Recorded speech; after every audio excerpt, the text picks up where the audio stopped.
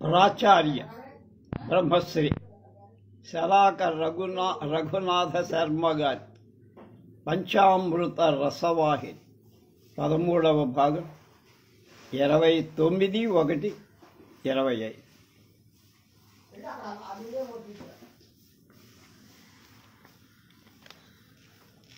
కొన్ని సూక్తులు, సంస్కృత సూక్తులు ఆయన మనకు వివరిస్తున్నారు. దాదాపు 11 అయిపోయాయి. 12. చీడ పురుగు చూడగలిగే శక్తి, నేర్చుకునే అనురక్తి, సాధించటానికి తగిన యుక్తి ఉండాలి. కానీ మానవుడికి ప్రకృతిలో ప్రతి విషయం పాఠం చెబుతుంది. ముఖ్యంగా మనం తక్కువ అంచనా వేసే జడ పదార్థాలు, పశుపక్షాదులు పరిశీలించిన కొద్దీ మనకు జ్ఞాన విజ్ఞానాలు పుష్కలంగా బోధించగలవు. ఉదాహరణకు చిన్న గడ్డి మొక్క చూడండి. మహావేగంతో దూసుకొని వస్తున్న జల ప్రవాహానికి, జంఝా మారుతానికి నేర్పుతో తల వంచి దారి ఇచ్చేస్తుంది. అవి దాటుకొని పోయిన తర్వాత నిటారుగా నిలబడు. ఒరే పిచ్చి తండ్రి, అనువు కాని చోట అధికుల మనరాదురా, నామరూపాలు లేకుండా నశిస్తావని ఆ గడ్డి మొక్క మనకు వినయాన్ని ఉపదేశం చేయటం లేదా? అలాగే అదే ఒక మహావృక్షం ఉందనుకో, అది నిక్కబొడుచుకొని నిలబడితే ఆ ప్రవాహం చండ వేగం దాన్ని సమూలంగా పెక్కలించే అవతల పారేస్తుంది. అహంకారపు అనర్థాన్ని దాని ద్వారా మానవుడు నేర్చుకోవాలి. అందుకని జ్ఞాన విజ్ఞాన బోధనలు మానవ సమాజానికి అందించకోరిన మహర్షులు, మహాకవులు ప్రాయికంగా ఉపమాన ద్రవ్యాలుగా జడాలను, తిరియక్కులని గ్రహించటం అంటే పశుపక్షాదులని మనం గుర్తించాల్సిన విషయం. గీతాచార్యుడు కూడా అపూర్యమాణమచల ప్రతిష్టం సముద్రమాపహ ప్రవిశంతి యద్వత్ తద్వత్ కామాయం ప్రవిశంతి సర్వే సశాంతిమాప్నోతి న కామకామీ అని మనకున్న అల్పజ్ఞానాన్ని బట్టి జడ పదార్థంగా భావించే సముద్రాన్ని ఉపమానంగా భావిస్తాం. నిరంతరం కొన్ని వందల నదులు ఎక్కడెక్కడి నుండో అమృతతుల్యమైన నీటిని తెచ్చి సముద్రాన్ని అవిశ్రాంతం నింపుతూనే ఉంటాయి. అని సముద్రం తన లావణ్యాన్ని, ఉప్పుతనాన్ని కోల్పోవడం, తన హద్దు సాధారణంగా మేరదు కూడా. అలాగే కామాలన్నీ ఎవరిలో ప్రవేశించి నామరూపాలు లేకుండా పోతాయో వాడే శాంతి పొందుతాడు. కామాలు తనలో శాంతి పొందాలి. కానీ కామాలను కామించేవాడు వాడు కామించేవాడి వల్ల కాదు. కనుక సరిహద్దులలో ఉంటే వాడికి అంతా కూడా అన్నీ మంచి జరుగుతాయి. వాడి స్వలక్షణం ఎక్కడా పోదు. అది కనుక నిజానికి ఉపదేశ సామర్థ్యం అత్యధిక స్థాయిలో ఉన్నది జడాదులలో, అంటే కథలని అటువంటి చెట్టు చేమ అలాంటి వాటి. ఎందుకంటే వాటికి నియత స్వభావము, వాటి సంగతి ఏమిటో వాటికి తెలుసు. వాటి లిమిట్ అంటనే అది తెలుసు. సర్వకాల సర్వావస్థలలో అవి ఒక విధంగానే ఉంటాయి. ఇతర స్వభావాలను అవి ఆదరించలేవు, అనుకరించలేవు, ఇమిటేట్ కూడా చేయలేవు. ఉదాహరణకు ఆవు అంబారవం మాత్రమే చేయగలదు. ఏనుగు ఢీంకారం మాత్రమే చేయవు. సింహం భయంకరంగా గర్జించటం మాత్రమే చేయ. ఇక మనిషి వినోదానికో వెర్రితనం వల్లనో ప్రతి జంతువు కోత కూయగలడు. ఇమిటేషన్ చక్రవర్తులు మనకు చాలా మంది. ప్రతి జంతువును అనుకరించగలడు. మిమిక్రీ ఆర్టిస్టులు చేసేది అదే. కనుక జడ పదార్థాలు, పశుపక్షాదులు మానవులకు నియత ధర్మాలను ఉపదేశించటానికి చాలా సమర్థనీయంగా ఉంటాయి. ఈ ప్రసంగంలో ఈ శ్లోకాన్ని ఒకసారి చూడండి. లబ్ధోదయ ఖలజన ప్రథమం స్వజనే కరోతి పరితాపం ఉద్గచ్చద్ధవ దహనో జన్మ భువం దారు నిర్దహతి. మళ్ళ లబ్ధోదయ ఖలజన ప్రథమం స్వజనే కరోతి పరితాపం ఉద్గచ్చద్ధవ దహనో జన్మ భువం దారు నిర్దహతి. నీచుడు ఎంత ఎంత అభివృద్ధిని పొంది ముందుగా తన వాళ్ళకి నాశనం చెయ్యటం పరితాపం, దుఃఖం కలిగిస్తుంది. కనుక నీచుడు దుష్టుడు తన వాళ్ళకే ఎక్కువ దుఃఖం కలిగిస్తాడట. ఎందుకంటే దావాగ్ని పైకి విజృంభిస్తూ తనకు పుట్టటానికి కారణమైన ఎండు కొయ్యని కూడా కాల్చిపారేస్తుంది. అది దాని లక్షణం. అలాగే దావాగ్ని అంటే అడవిలో ఎండిన కట్టెలు ఒరుసుకోగా పుట్టిన అగ్ని మెల్లమెల్లగా పైకి వ్యాపిస్తూ తాను ఎక్కడ పుట్టిందో ఆ కొయ్యనే ముందు బూడిద చేస్తుంది. మనం కాలిఫోర్నియాలో ఈ మధ్య చూసాం, ప్రతి సంవత్సరం కూడా చూస్తూనే ఉన్నాం. అక్కడ కొన్ని వేల ఎకరాల అడవులన్నీ కూడా తగలబడిపోయాయి. జనావాసాలు తగలబడి మహా మినిస్టర్లు వాళ్ళ కొడుకుల భవనాలు కూడా బూడిద చేసేసింది కాలిఫోర్నియా వచ్చినటువంటి కార్చిస్తూ దావాగ్ని. నిలువెల్ల విషంకల నీచుడు దొడ్డిదారులో అంటే సక్రమైన మార్గంలో కాకుండా దొంగదారుల అభివృద్ధి పథంలో పైకి దూసుకుపోతూనే ఉంటాడు. మనం చూసాంగా, ఒక 5 ఏళ్ళు ఒక ఆయన ఎంత నిర్వాహకం చేశాడో, ఎన్ని అపమార్గాలు అవలంబించాడు. కానీ వాడి నీచత్వం ఎక్కడ ఉందంటే తన వాళ్ళకి పరితాపం కూర్చడంలోనే. చివరికి వాడిని నమ్ముకున్నటువంటి అధికారం, ఆయన నమ్ముకున్న పార్టీ అంతా కూడా ఇవాళ జైలుకి వెళ్ళే పరిస్థితి, జైల్లో ఉన్న పరిస్థితి కూడా.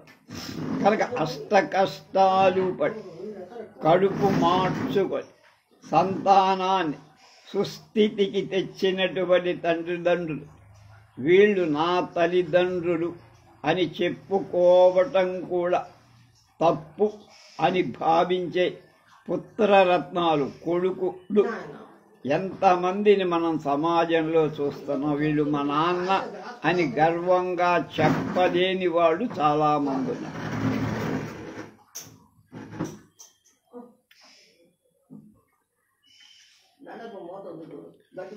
పదమూడవ సూత్రం నీతి. పాప పుణ్యాలు. సృష్టిలో 84 లక్షల జీవరాశులు, అందులో మానవ జాతి తక్కిన వాటన్నిటికంటే లెక్కకు చాలా పెద్దదిగా, మెందగా, గొప్పగా కనపడు. అయితే ఈ ఘనత సహజమా, సంపాదించబడిందా, సంపాద్యమా అనే దాన్ని గురించి విచారిద్దామంటున్నారు. ఆ ఘనత దేని వల్ల సిద్ధిస్తోంది అనే విషయం కూడా మనం జాగ్రత్తగా పరిశీలించాలి. తిండి విషయంలో, నిద్ర విషయంలో, శరీర సౌఖ్యాన్ని పొందటంలో మానవులకు పశుపక్షాదులకు ఏం భేదం లేదు.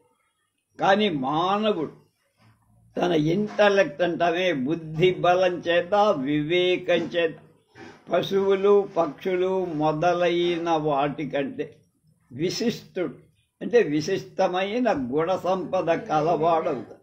కాబట్టి వివేకం అనేది మానవుడి యొక్క గొప్ప మహాలక్షణం అన్నారు పెద్ద. వివేకం అంటే ఏమిటి అసలు? మామూలుగా వాడే మాటలేవి, కానీ అర్థం తెలియకుండా మనం వాడేస్తాం. ప్రపంచంలో దొరికే సమస్త వస్తువుల భావనలు గ్రహించతగింది, వదలవలసినవి అని రెండు రకాలు. ప్రపంచంలో అనేకం ఉంటాయి, అందులో మనం తీసుకోదగినవి కొన్ని ఉంటాయి, వాటి జోలికి వెళ్లకుండా ఉండాల్సినవి కొన్ని వదిలేయవని. అదే దీన్ని గ్రహిస్తే సుఖం కలుగుతుందో, దేన్ని గ్రహిస్తే సుఖం పొందుతాం, దేన్ని వదిలితే సుఖం కలుగుతుందో విస్పష్టంగా తెలుసుకోవటం ఏదైతే ఉందో అది వివేకవంతుడి లక్షణం. అది తెలుసుకున్నవాడు వివేకవంతుడు. విజడం అంటమే వాడు. మళ్ళీ ఆ సుఖంలో కూడా రెండు భేదాలు, సొంత సుఖం, అనంత సుఖం అని వాటిని పేర్కొనవచ్చు. అంటే సొంత సుఖం అంటే అది ముగిసిన తర్వాత దుఃఖ మేఘాలు కమ్ముకొని వస్తాయి అన. తాత్కాలికంగా సుఖం పొందుతాడు ఏదో ఒక లబ్ధి వల్ల, ఆ తర్వాత మళ్ళా వాడు దుఃఖంలో పడిపోతాడు. అది తాత్కాలిక సుఖం. అనంత సుఖంలో ఆ దౌర్భాగ్యం, అది కోల్పోవటం అంటూ ఉండదు, శాశ్వతంగా ఆ సుఖం ఉంటుంది. కనుక మానవుడు వివేకాన్ని ఉపయోగించుకొని అనంత సుఖాన్ని కష్టపడి సాధి. కనుక తాత్కాలిక సుఖం వల్ల తాత్కాలిక సౌఖ్యమే తప్ప ఆ తర్వాత ఆ సుఖ ప్రాప్తి అవ్వగానే దుఃఖం మొదలవుతుంది. కానీ అనంత సుఖమైతే, శాశ్వత సుఖమైతే ఇక దుఃఖం మన జోలికి రాదు అని గట్టిగా చెప్తారు. దీన్ని బట్టి వివేకం అనేటువంటి ఒక గొప్ప ధనం లేక సంపద సాధన ద్వారా సంపాదించాలి. ఆ వివేకం ఎలా వస్తుంది? మనం చేసే పనుల వల్ల, సాధన వల్ల వస్తుంది. ఈ వివేకం ద్వారా అనంతమైన సుఖాన్ని సంపాదించగలిగిన మానవుడికి మొదట రెండు విషయాలు ఎదురవుతాయట. అందులో ఒకదాని భక్తి శ్రద్ధలతో గుర్తించి సంపాదించి, రెండవ దాన్ని చాలా మెలకువలు అంటే జాగ్రత్తతో గుర్తించి దరిదాపులకు రాకుండా దాన్ని జాగ్రత్తగా మనం దానికి దూరం పెట్టుకోవాలి. కనుక మొదటి దాన్ని పుణ్యం అంటారు, రెండవ దాన్ని పాపం అంటారు. ఇది ప్రాచీనులు వ్యవహరించి చెప్పినటువంటి అనుభవరీత్యగా చెప్పింది. ఇప్పటి తీరును బట్టి మనం వాటిని మంచి చెడ్డ అని తేలిగ్గా చెప్పాయి. మంచి జోలికి వెళ్ళు, చెడు జోలికి వెళ్ళదు. ఏది పుణ్యం లేదా మంచి అనిపిస్తుందో, అలాగే ఏది పాపము అంటే చెడు అనేది ఏదైతే ఉందో మానవుడు విస్పష్టంగా ముందు తాను తెలుసుకోవాలి. అది అంత తేలికైన విషయం కాదు. కానీ ఒక గుర్తును ప్రాచీనులు చక్కగా ఆ డివిజన్ ఏమిటో ఎక్కడ ఉందో గుర్తు చక్కగా చెప్పారు. ఇతరులకు మేలు చేయటం పుణ్యం, ఇతరులకు కీడు చేయటం పాపం. వ్యాసుడు భారతం అంతా రాసిన తర్వాత రెండు చేతులు పైకెత్తి ప్రార్థించాట. జనవురే, నేను ఇంత చెప్పా, ఇంత చేశా, ఎవ్వడు నా మాట వింటలేదురా. మీరు అది చదివినా చదవకపోయి రెండు మాత్రం గుర్తుపెట్టు. ఏమిటది? ఇతరులకు మేలు చేస్తే పుణ్యం, కీడు చేస్తే పాపం రా. అంతకు మించి నేను చెప్పింది ఏం లేదు, దాన్నే దృష్టిలో పెట్టుకోండి అని భారతము యొక్క సర్వార్థాన్ని ఆ మాటలో చెప్పి చేతులెత్తి జనాన్ని ప్రార్థించాడని మనకు తెలుసు, చెప్పుకున్నాం కూడా. కనుక చెడు చేస్తే పాప ఫలం అంటే ఏ విత్తనం వేశామో ఆ పంట పడు. వరేస్తే వరి పంట, గోధుమ వేస్తే గోధుమ. ఈ సామాన్యమైన జ్ఞానం అందరికీ తెలుసు. కానీ కొందరు వివేకవంతులం అని కాలరగరేసేవాడు ఒక విత్తనం వేసి ఆ పంటను వద్దనుకోవటము, లేక మరొక పంటను కోరుకోవడము చేస్తూ ఉంటారు. ఇది తెలియగలవారు ఆ విత్తనం వేయకుండానే ఆ పంట కోరుకుంటారు. ఈ విపరీత పరిస్థితిని గుర్తించి ఒక మేధావి ఒక చక్కని సూక్తి చెప్పాడంటున్నారు శలాక రఘునాథ శర్మ గారు. పుణ్యస్య ఫలమిచ్చంతి పుణ్యం న ఇచ్చంతి మానవా నా పాప ఫలమిచ్చంతి పాపం కుర్వంతి మానవా. మళ్ళా పుణ్యస్య ఫలమిచ్చంతి పుణ్యం నెచ్చంతి మానవా నా పాప ఫలమిచ్చంతి పాపం కుర్వంతి మానవా. కొందరు మనుష్యులు పుణ్యఫలం కోరుతూ ఉంటారు, కానీ పుణ్యమైన పనులు చెయ్యరు. కోరుతారు పుణ్యం కావాలి, కానీ పుణ్యం చేసిన పనులు చేస్తే కానీ పుణ్యం వచ్చేది. పుణ్యం వచ్చే పనులు చేయాలి. పుణ్యస్య ఫలం ఇచ్చంతి పుణ్యఫలాన్ని కోరుతారు, పుణ్యం న ఇచ్చంతి మాన, కానీ ఆ పుణ్యకార్యాలు ఎవరు చెయ్యరు. పుణ్యకార్యాలు చెయ్యకుండానే అంటే మంచి పనులు చెయ్యకుండానే పుణ్యం కావాలని కొందరు భావిస్తారు. అలాగే పాప ఫలం వద్దు బాబోయ్ అంటారు, కానీ పాపమే నిత్యం చేస్తూ ఉంటారు. నా పాప ఫలమిచ్చంతి పాప ఫలం కోరరు, కానీ కుర్వంతి మానమిచ్చంతి పాపకు ఇచ్చంతి పాపం కుర్వంతి మా పాపాన్ని మాత్రం చేస్తారు. పాపం వద్దురా పాప ఫలం వద్దురా అంటూ పాపం చేస్తారు. పుణ్యఫలం కావాలి అంటూ పుణ్యం చేయరు. అది మానవ స్వభావం అని చక్కని మనస్తత్వాన్ని చెప్పారు. ఈ స్థితిలో మానవుడు ఎంత వింత జంతువులాగా ఉన్నాడో చూడండి అంటున్నారు ప్రాచార్య. పుణ్యఫలం కావాలి, పుణ్యం వద్దు, పాప ఫలం వద్దు, పాపం చేస్తాం అన్న భావన కలవాడు వివేకవంతుడు కాడుగా. వివేకం లేకపోతే అసలు మనిషిగా ఎలా లెక్కకొస్తాడు వాడు? కనుక లెక్కలోకి రాడు. కనుక ఇటువంటి ప్రవృత్తి పరమ తుచ్చం అయినది అని మానవుడు గ్రహించి పుణ్యఫలం పొందాలన్న భావన ఉంటే పుణ్యకార్యాలు తప్పక చేయాలి. అదేవిధంగా పాప ఫలం వద్దనుకుంటే పాపాల జోలికి వెళ్ళకూడదు. మహానుభావుల ప్రవర్తన భక్తి శ్రద్ధల పరిశీలించుకొని వాటిని ఆచరిస్తూ ఉండటమే ఉత్తమమైన కర్తవ్యం. అదే పుణ్యం అంటే. మహాత్ములైన వాళ్ళ ప్రవర్తన, వాళ్ళ నడవడికని బాగా జాగ్రత్తగా గమనిస్తూ ఆ దారిలో వెళ్తే అదే పుణ్యం, ఉత్తమమైన మార్గం. ఫలం వైపు దృష్టి పెట్టకుండా నేను ఈ పని చేస్తే నాకేమిటి లాభం అనేటువంటి దృష్టి లేకుండా ఆచరిస్తూ ఉండటమే, మంచి పని చేస్తూ ఉండటమే ఉత్తముడి యొక్క కర్తవ్యం. ఫలం వైపు దృష్టి పెట్టడం అంత మంచిది కాదు. మనకు చెప్తూనే ఉంటారు చిన్నప్పటి. మానవుడు ఆపేక్షించిన కోరిన, అపేక్షించకపోయిన, కోరకపోయి చేసిన పనికి ఫలితం తప్పక వస్తుంది. నువ్వు ఆఫీసులో పనిచేస్తూ నెల రోజులు ఏదో కాలక్షేపం చేసినా నెలాఖరికో లేదా ఫస్ట్ తారీఖో జీతం ఎలా వస్తుందో, పెన్షన్ ఎలా వస్తుందో అలాగ. కనుక ఆచరణ విషయంలో మాత్రమే మత్స్యుడు అంటే మానవుడు ప్రయత్నశీలుడు కావాలి.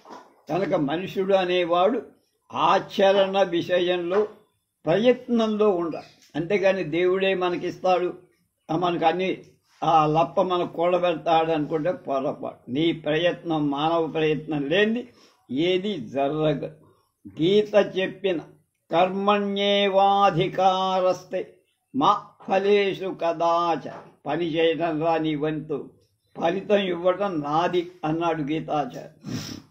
కనుక పుణ్యఫలం కోరిన మానవుడు పుణ్యకార్యాలు చేయాలి. నాకు పుణ్యం కావాలి అని జపం చేస్తే పుణ్యం రాదు.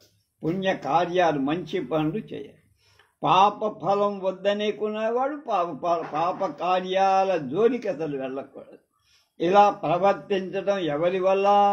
బుద్ధిమంతుల వల్ల, వివేకవంతుల వల్ల సాధ్యం. దీనికి భిన్నంగా ప్రవర్తిస్తే వాడు బుద్ధిహీనుడవుతాడు. వాడికి వివేకం లేనట్టుగా ఒక ముద్ర పడిపోతుంది. పుణ్యఫలాన్ని కోరుతూ పుణ్యం చెయ్యకపోవడం, పాప ఫలం వద్దనుకుంటూ పాపాలు చెయ్యడం పశువృత్తి కంటే నీచమైన పరిస్థితి. పశుపక్షాదుల కంటే ఉత్తముడైనటువంటి మానవుడు లేక నరుడు పశువుల కంటే హీనుడైతే వాడి దుర్గతి ఎంతో మనం అర్థం చేసుకోవాలి. తర్వాత 14వ సూక్తి చిన్మాత్ర మూర్తి. చిత్ మాత్ర అన్నమాట. జిహ్వకొక రుచి, పుర్రెకొక బుద్ధి అని ఒక సామెత. ఈ రుచి బుద్ధులు ఆహారంలో, వస్త్రధారణలు, ఇతర వ్యవహారాలలో చాలా పెద్ద పెట్టున ప్రత్యేకతను సంతరించుకోరు. దానివల్ల ఏం ప్రమాదం లేదు. కానీ పరమాత్మ విషయకరంగా కూడా ఇవి తమ ప్రభావాన్ని చూపిస్తాయంటున్నారు. తన రుచిని బట్టి, తన బుద్ధిని బట్టి ఒక దైవ స్వరూపాన్ని ఎన్నుకొని తనకు ఇష్టమైన నామరూపాలను భావించి సేవించుకుంటూ ఉంటే ప్రమాదం లేదు. వినాయకుడినో లేకపోతే కుమారస్వామినో శివుడినో విష్ణువునో కృష్ణుడినో రాముడినో అమ్మవారినో భవానీదేవినో ఎవరినో ఒక నాని పెట్టుకొని నీ సేవించుకోవడంలో తప్పు ఏమీ లేదు. కానీ పరమాత్మ విషయకంగా కూడా ఇవి తమ ప్రభావాన్ని చూపిస్తాయి. తన రుచిని బట్టి, బుద్ధిని బట్టి ఒక దైవ స్వరూపాన్ని ఎన్నుకొని తనకిష్టమైన పేర్లతో భావించుకుంటూ సేవిస్తూ ఉంటే ఎవరికి ప్రమాదం లేదు. కానీ పక్కవాడి దైవభావన ఏమిటి? వాడు అర్చించే దేవుడి యొక్క నామరూపాలేమిటి? అవి నా దేవుడికి ఎందుకు కాకూడదు అనేటువంటి ఆలోచన అంతరంగ శక్తులను చీడ పురుగులాగా ప్రవేశించింది అంటే దానివల్ల కలిగే నష్టాలు అనంతంగా ఉంటాయి. అసలు దైవ భావనతో ఉత్తమ స్థితి పొందకోరిన వాడు జారుపాటు పరుని గురించి ఆలోచించటంలో ప్రారంభము. జారుబాటు అవతల వాడిని చూసినప్పుడే వీడికి వస్తుంది. అది క్రమక్రమంగా వీడి ఆత్మ వినాశనానికి ఒక పెద్ద హైవే, రాసబాట అయిపోయి. భారతీయ మహర్షులు అల్పజ్ఞానపు అర్భకుల సముద్ధరణ కోసం నిర్గుణం, నిరంజనం అయినటువంటి పరతత్వానికి ఒక నామరూప కల్పన చేసింది. సాధనలు క్రమక్రమంగా వాటిని తుడిచేసుకుంటూ పోవాలి. నామరూపాతీతమైన తత్వాన్ని హృదయ కుహరంలో దర్శించు. కనుక రాముడు కనబడకూడదు, కృష్ణుడు వీటన్నిటి ఈ రూపాలు లేనటువంటి ఒక దివ్య జ్యోతిని కనపడు. అదే చివరి మెట్టు, తుది మెట్టు. అది లక్ష్యమైన వాడి అభిమానాలు, ఆవేశాలు, నేను వాడు అనే స్వపరభేద అవన్నీ కూడా దైవ భేదాలు. వాడు కృష్ణుని పూజిస్తున్నా, నేను రాముడిని పూజిస్తున్నా, నేను శివుడికి అభిషేకం చేస్తున్నా అనే గొప్పతనాలు ఉన్నాయి. ఇవన్నీ కూడా వాడికి కలికానికి కూడా కనపడదు. కనుక నిజానికి మానవ జాతి ఎంత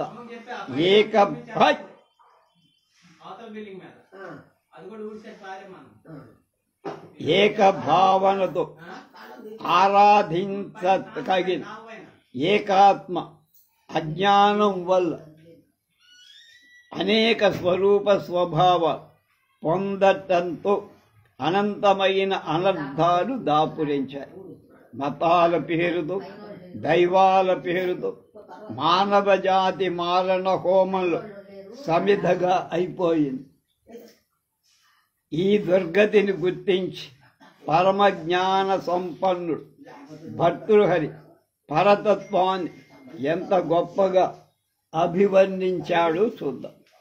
దిక్కాలాజ్యవచ్ఛిన్నానంత జన్మాత్తరమూర్తయే స్వానుభూత్యేకమానాయ నమః శాంతాయ తేజసే అన్నాడు. మళ్ళా దిక్కాలాజ్యనవచ్ఛిన్నానంత అనంత చిన్మాత్తరమూర్తయే స్వానుభూత్యేకమానాయ నమః శాంతాయ తేజసే. భగవంతుడికి అలా చూశాడు. అదిగో ఒక వెలుగు. ఏమిటది? అది అనుభవించేవాడికి శాంతంగా అనుభూతి ఒక్కటే దానికి అనుభవించేవాడికి అనుభూతి వల్ల మాత్రమే అది తెలుస్తుంది. జ్ఞానం మాత్రమే దాని మూర్తి. దానికి ఒక రూపం నువ్వు కట్టాలంటే జ్ఞానమే దాని రూపం. దిక్కులు కాలాలు మొదలైనవన్నీ దానికి ఏ మాత్రం లేవు. అంటే దిక్కులు కాలం రూపం ఇలాంటి రంగు ఇలాంటివి ఏమీ లేనటువంటి వెలుగు రూపమైనటువంటి పరమాత్మ అది అనంతమైంది. 3 కాలాలకు మించింది. అవి దిక్కాలాధిష్ఠితం అన్నారు. ఆ తేజస్సుకి ఏదైతే ఉందో ఆ తేజస్సుకు నమస్కారం. అది మనం నిర్గుణ బ్రహ్మం అంటే అలా ఉంటాడని చెప్పాడు. భర్తృగా చెప్పాడు. దిక్కాలాజ్జనవచ్ఛిన్నానంత చిన్మాత్రమూర్తయే స్వానుభూత్యేకమానాయ నమః శాంతాయ తేజస్. శాంతంతో తేజస్సుతో 3 కాలాల కంటే అధికంగా అతీతంగా ఉన్నవాడు, చిన్నమాత్ర రూపంలో ఉండేవాడు, తర్వాత అనుభవంతో దర్శింపగలిగినవాడు. అలాంటి వాడికి నమస్కారం. అదిగో ఒక వెలుగుంది. అది శాంతమైన వెలుగు. అది అనుభవించేవాడి అనుభూతి ఒక్కటే దానికి క్రమం. నేను దేవుణ్ణి చూశాను రా, నాకు వెలుగు కనిపించిందిరా అని ఎవడో ఒకటి చెప్తే అది నీకేం కనపడు. నువ్వు ఆ వెలుగును దర్శించేటువంటి స్థితిని అప్పుడు నీకు ఇడ్లీ బాగుందరా, రుచిగా ఉందని ఎవడో పక్కవాడు తింటే నీకు ఆ ఇడ్లీ రుచి తెలియదు. నువ్వు తినాలిగా, తింటేగా తెలుసు. అట్లా కనుక జ్ఞానం మాత్రమే దాని మూర్తి. దేవుడు రాముడు కృష్ణుడు 4 చేతులు ఉంటాయి, ఏవో విల్లు అంబులు పెట్టుకుంటాడు, శంఖ చక్రాలు ఉంటాయి. అది వాడు కాదు. జ్ఞానం ఎవరైతే ఉంటాడో జ్ఞానమూర్తి ఎవడో వాడే అతని మూర్తి. కనుక అతని యొక్క రూపం ఏమిటి? జ్ఞానం అని అర్థం. అలా దిక్కులు కాని కాలాలు కాని వాటికి అతను ఏవి అన్నిటికీ కూడా అతీతమైన వాడు. విభాగాలు ఏమాత్రం దానికి లేవు. అవిచ్ఛిన్నుడు అని అర్థం. అంటే అది అనంతమై, దానికి ఆది లేదు, మధ్య లేదు, అంతము లేదు. ఆ తేజస్సు, అలాంటి తేజస్సు దిక్కాలాబాధితమైన ఏ తేజస్సు శాంతంగా ఉంటుందో దానికి నమస్కారం. దానికే మనం అదే అనేక రూపాలుగా ప్రపంచంగా మారుతుంది. భర్తృహరి చెప్పిన ఈ తేజస్సుకు పేరమైనా చెప్పాడా? పరంజ్యోతనో ఏదనో ఏం చెప్పదు. ప్రత్యేకమైన రూపం దానికి లేదు. వచ్చేదంతా ఆత్మ. ఆ రెంటితో కదా ఈ 2 వంట మూలంగానే అడ్డబొట్టు నిలువుబట్టు పోట్లాళ్ళు తగాద. ఈ 2 లేకపోవడం మానవ జాతికి అంతటికి అది ఉపాస్యమవు. కనుక అందులో దేవుడు తలలు పట్టుకొని జుట్టు పిక్కోవాల్సిన అవసరం దీనికి కాదంటానికి ఎవడు లేదు కదా. కనుక దానికి గుండె గుహలో 10 పరచుకో. కనుక ఇది అందరికీ ఉపాస్యం. ఆ తేజస్సు ఏదైతే ఉందో, శాంతమైన తేజస్సు ఏదైతే ఉందో, త్రికాలాబాధితమైన తేజస్సు ఏదైతే ఉందో దాన్ని మనం పూజించుకోవాలి. అందరూ పూజించుకోవచ్చు. ఏ మతం వాళ్ళైనా దాన్ని పూజిస్తారు. అలా చేసుకుంటే అప్పుడు జ్ఞానం అనే అంధకారం ఉందే ముక్కలు పటాపంచలైపో అది శాంతమైన వెలుగు. ఆ వెలుగు చాలా ప్రశాంతంగా దాన్ని చూసినా అనుభవించిన దాన్ని భావించిన మనస్సుకు మహాప్రశాంతత కలుగుతుంది. కనుక ఏ విధమైన అలజడ కదలిక ఉండ నిశ్చలత్వం అనేది సిద్ధి. దానికి దిక్కుల విభాగాలు, ఇది తూర్పుందా పడమరుందా అవేమో దిక్కాలాభాజ్యం వాటికి అతీతంగా. కనుక కాలపు విభాగాలు లేవు. ఏ కాలంలో పుట్టిన త్రేతాయుగమా, ద్వాపర యుగమా, కలియుగమా, సత్యకాలంలోన ఇవాంటి ఆలోచన అక్కర్లేదది. కనుక అన్ని కాలాలలో అది ఏక రూపంలో ఒకే రూపంలో శాంతంగా తేజస్వంతంగా ఉంటుంది. కనుక దిక్కులు కాలాలు ఉన్నాయంటే అది తక్కిన జీవరాశుల్లాగా పుట్టేది, మధ్యలో బతికేది, చచ్చేది అవుతుంది. కనుక అలాంటిది ఉండేది, ఊడిపోయేది కూడా అవుతుంది. కనుక ఆ మూడు దశలు ఉన్నదాన్ని ఏమంటున్నాం మనం? అనిత్యం అంటున్నాం, అశాశ్వతం. కనుక అవన్నీ అతీతంగా ఉన్నది. పుట్టుక, పెరుగుదల, లయం, ఈ మూడు లేనిది అది నిత్యమంది, సత్యమై. అందుకే అది అనంతం, ఇన్ఫినిటీ అన్నారు. అంతం లేనిదంటే ఆది మధ్య లేనట్టే కదా. మొదలు లేదు, మధ్యలో లేదు, చివర కూడా లేదు. కనుక పుట్టడం, పెరగటం, ఉండటం, మార్పు చెందటం, తరిగిపోవటం, రూపు మారిపోవటం, ఇలాంటి అనే భావ వికారాలు దేనికుంటాయి? దుఃఖానికి కారణం. అవి లేకపోతే అంతా సుఖమేగా. ఆ సుఖం శాశ్వతం. అవేవి లేకపోవడం సుఖం లేక ఆనందం యొక్క లక్ష్యం.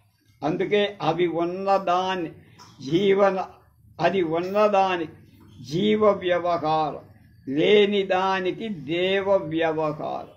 ఇవన్నీ మనస్సులో ఉంటే జీవుల్లాగా మనం, అవి లేకపోతే దేవస్వరూపంగా మారుతాం.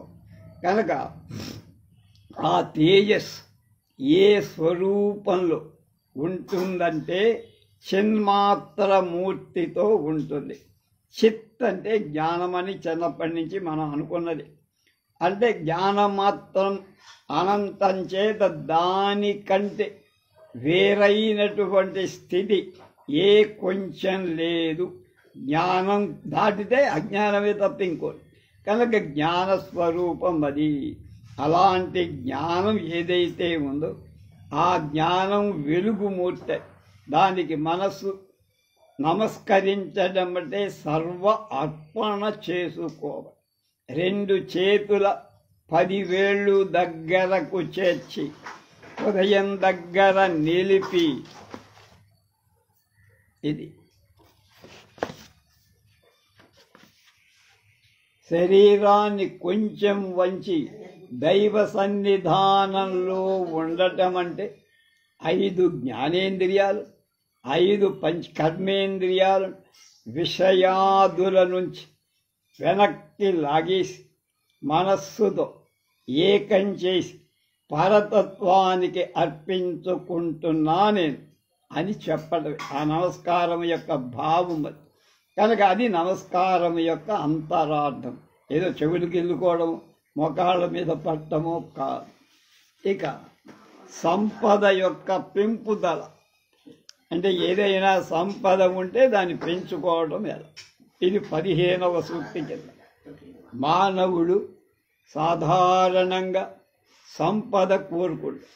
సంపద అంటే ధనధాన్యాలు, వస్తు వాహనాలు, సమృద్ధిగా ఉండటం. సంపద అంటే కోరుకున్న సుఖం ఉంటుంది.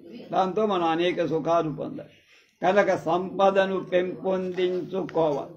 అయితే ఒక్కొక్కప్పుడు సంపద దుఃఖానికి కూడా కారణమవుతుంది. సంపాదించే సమయంలో, రక్షణ సమయంలో, నాశన సమయంలో అది దుఃఖదాయకం అవుతుంది. కనుక దుఃఖ స్పర్శ లేని సంపద కోరుకోవాలి. కనుక అంటే సుఖాన్ని పెంపొందించాలి, దుఃఖాన్ని కలిగించకుండా ఉండాలి. అలాంటి సంపదనే ఏ మానవుడైనా వివేకవంతుడైన వాడు కోరు. అంటే వస్తు రూపంలో ఉండొచ్చది, లేక భావన రూపంలో ఉండదు. వస్తు రూపంలో ఉన్న సంపద కంటే భావ రూపంలో ఉన్నది ఎక్కువ సుఖాన్ని ఇస్తుంది. ఉదాహరణ, విద్యారూప సంపద దొంగలకు దొరికేది కాదు. కనుక సంపద ఏవి సంపద? మామూలుగా పొలము, పుట్టము, డబ్బు కాదు. విజ్ఞాన సంపద అంటే చదువు. విజ్ఞానం అంటే చదువు లేక విద్య. విద్యా సంపద నేరిస్తే అది తరగని సంపద. దాని ఎవడు దోచుకుపోయేవాడు లేడు. అది ఎంత ఇస్తే అంత పెరుగుతుంది. విద్యాదానం అన్నిటికంటే శ్రేష్టం. అది ఎంతమందికి నువ్వు దానం చేస్తే అది నీలో శక్తి అంత పెరుగుతుంది. కనుక దానివల్ల ఇష్టం లేదు, నష్టం ఏం లేదు. అలాంటి దాని సంపద రాత్రనక పగలనక సుఖపుష్టినే అది ఇస్తూ ఉంటుంది. వివేకవంతుడున్నవాడు ఇటువంటి సంపదను ఎక్కువగా కోరుకోవాలి. అంతేగా డబ్బు, పొలం వాటి మీద దృష్టి ఉండకూడదు. వస్తు సంపదనైనా భావ సంపదనైనా ఉన్నదానికంటే పెంచుకోవటానికి ప్రయత్నించటం ఏదో కొద్దో గొప్ప పూర్వార్జితమో లేదా కొద్దిగా సంపాదించిందో ఎవరో ఇచ్చిందో మన దగ్గర దాన్ని పెంచుకునే ప్రయత్నం చేయటం మానవుడు ఎప్పుడు ఆలోచిస్తూ ఉంటాడు. వాడి లక్షణం, జీవ లక్షణం. కనుక పెంచుకోవడంలో మంచి దారులు ఉన్నాయి, దొడ్డి దారులు ఉన్నాయి. అంటే హైవే ఉంది, చుట్టూ తిరిగి వచ్చే మార్గం. దొడ్డి దారి ఉంది, తర్వాత వాకిట్లోంచి సరాసరి వచ్చేదారు. కనుక ఉత్తముడు మంచి మార్గాలని అవలంబిస్తాడు. మహా మనిషి విదురుడు ఈ విషయంలో ఒక చక్కని నీతిని బోధించారని ప్రాచార్య శలాకర్ రఘునాథ శర్మ గారు మనకు చెప్తారు. ధృతిశమోదమ శౌచం కారుణ్యం వాగనిష్ఠుర మిత్రాణాంచానభిద్రోహ సప్తైతా సమిధ క్రియ. మళ్ళా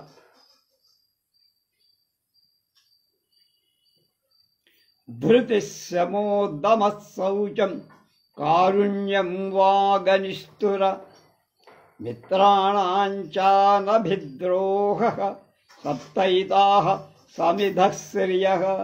ధీరత్వం, శమం, దమం, శౌచం, కారుణ్యం, పరుషం కానటువంటి మాట, సవ్యమైన మాట, మిత్రులకు ద్రోహం చెయ్యకుండా ఉండటం.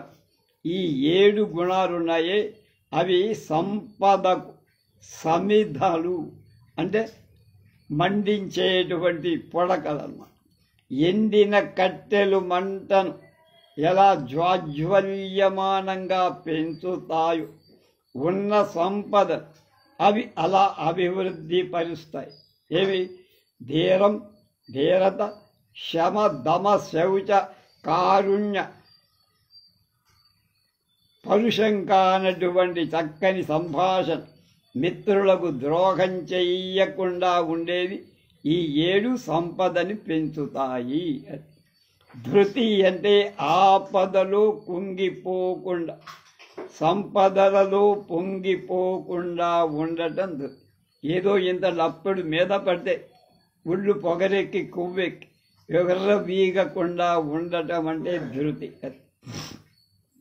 ఆ విధమైన భావ సమస్థితి ఉన్న వ్యక్తి ఎవడైతే ఉంటాడో నెమ్మదిగా, తొందర లేకుండా అన్నీ వాడు సాధించుకోగలడు. తొందర పడ్డువాడు. ఇంద్రియాలను, మనస్సును అదుపు చేసుకోవటాన్ని శమ, దమాలు. శమ అంటే ఇంద్రియాలని లొంగ తీసుకో, దమం అంటే మనస్సుని లొంగ తీసుకోవాలి. ఈ రెండింటినీ లొంగ తీసుకుంటే, అదుపులో ఉంటే, ఎవరిలో అది ఉంటుందో వాడికి రాగద్వేషాలు కలవు. ఒకళ్ళ మీద ప్రేమ, రెండో వాళ్ళ మీద ద్వేషం ఉండదు. రాగద్వేషాలు ఉంటే సర్వ అనర్థాలు. దానివల్ల వీడు నాశనం అవుతాడు, వాడు నాశనం. కనుక విషయాలపై కోరికల ఆశతో మానవుడు దేహ బలాన్ని, మనోబలాన్ని పోగొట్టుకుంటాడు. బలవంతుడే దేన్నైనా సాధించగల. బలం అంటే శరీర బలం కాదు, మానసిక బలం. బలాన్ని పలుచగా చేసేవి ఇంద్రియ వికారం. బలం ఎంత గొప్పదో దాన్ని నిర్వీర్యం చేయటానికి ఇంద్రియ వికార సంపద నాశనం చేస్తుంది. సత్యమే కదా, అది న్యాయమే కదా అంటున్నాం. ఇక మూడవ సమిధ ఏమిటి? శౌచం. అంటే 2 రకాలు. శౌచం అంటే పరిశుభ్రత అని అర్థం కిందకి.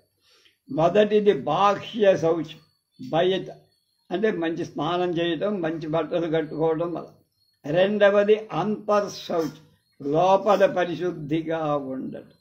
కనుక స్నానాదులు మొదలైనవి వాటి వల్ల బాహ్య శౌచం, శుచికత్వం.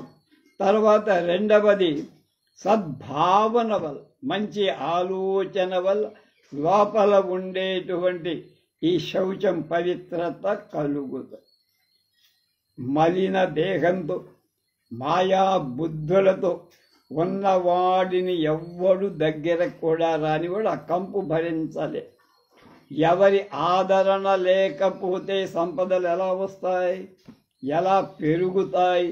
కనుక మనుష్యుడు బాహ్య అభ్యంతర పరిశుద్ధత నిత్యం అనుక్షణం తన ప్రయత్నంతో సాధించుకోవాలి. తర్వాత గుణం జాలి లేక కారుణ్యం. జీవకోటి మీద, తన మానవ జాతి మీదే కాదు, పశుపక్షాదుల మీద కూడా, వాడి మీద అనుక్షణం జాలి దయ ఎంత ఉంటే అంత జనప్రీతి కలుగుతుంది. దానివల్ల జనాల మీద అపేక్ష కలుగుతుంది. వాళ్ళు కూడా తనలాంటి జీవులే అనే భావం కలగాలి. బుద్ధుడు, వివేకానందుడు, రామకృష్ణ, యేసుక్రీస్తు వీళ్ళంతా ఏంటి? ఈ మానవత్వం మీద గొప్ప మమకారం చూపటం మూలంగానే అంత మహానుభావులే. అలాంటి జనప్రీతి అంతులేని సంపదని, అది ధనమే కాదు, అన్ని రకాలు. మరొక అతి ముఖ్యమైన గుణం మెత్తని మాట. ఎక్కడా పరుష వాక్యం రాకు. మాట తీరు మనిషిని శాసిస్తుంది, నిరూపిస్తుంది, తీరును నిరూపిస్తుంది. కనుక పశుపక్షాదులు కూడా మాటలోని మెత్తదనాన్ని గుర్తించి ప్రీతితో జనులకు వశమవు. కుక్కలు మొదలైనవి మనం పిలిచే పేర్ల బట్టి, మనం చూపే ఆపేక్ష బట్టి మనకు దగ్గరవు. తేమంటామే, టేమింగ్ అంటే కస్సు బుస్సులాడుతూ కారు కోతలు కూసేవాడిని అందరూ చేదరించుకుంటారు. పశుపక్షాదులు కూడా దగ్గర దూరం వెళ్ళిపోయి. కనుక అది ముదిరితే అంతం చెయ్యటానికి, ఒకవేళ వీడిలో అహంభావం పెరిగితే వాడి మీదే దాడి చేసి వాడిని చంపేసేదో, వాడిని నాశనం చేయటమో ప్రయత్నం. అది సర్వనాశనానికి, అంటే పరుషవాక్యం తను నాశనం అవ్వటానికి, ఇతరులని నాశనం చేయటానికి, లేక ఇతరులు తన్ని నాశనం చేయటానికి కారణభూతమవుతుంది. కనుక మెత్తని మెత్తదనం పని సాధించగలుగుతాం. ఆ మెత్తదనం హృదయంలో ఉండాలి, మాటలో, మనస్సులో. దానివల్ల అందరికెందు, తన మీద అందరికి సౌమనస్యం అంటే సుముఖత్వం కలుగు. దానికంటే మించిన సంపద ప్రపంచంలో ఇంకొకటి లేదు. ఇది చివరికి మిత్ర అనభిద్రోహ. మిత్రుడంటే తనతో కలిసిపోయేవాడు అని భావన. దానికి వ్యుత్పత్తార్థం, తనతో ఎవడు కలిసి వస్తాడో వాడు మిత్రుడు. ఏకక్రియం భవేన్ మిత్రం. ఇద్దరి హృదయం, ఇద్దరి పని ఒకరిగా ఉండేది, అది మిత్రం. ఏకభావనతో ఒకే పనిని సాధించేవాడు మిత్రుడవుతాడు.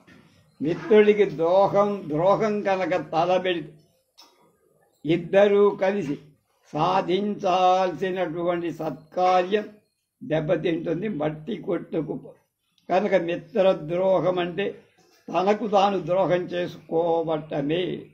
అన్యద్రోహ బుద్ధియే సంపద నిలవదు. కనుక ఇతరులకు ద్రోహం చేస్తే తన దగ్గర ఉన్న సంపద కూడా నిలవదు, జారిపోతుంది.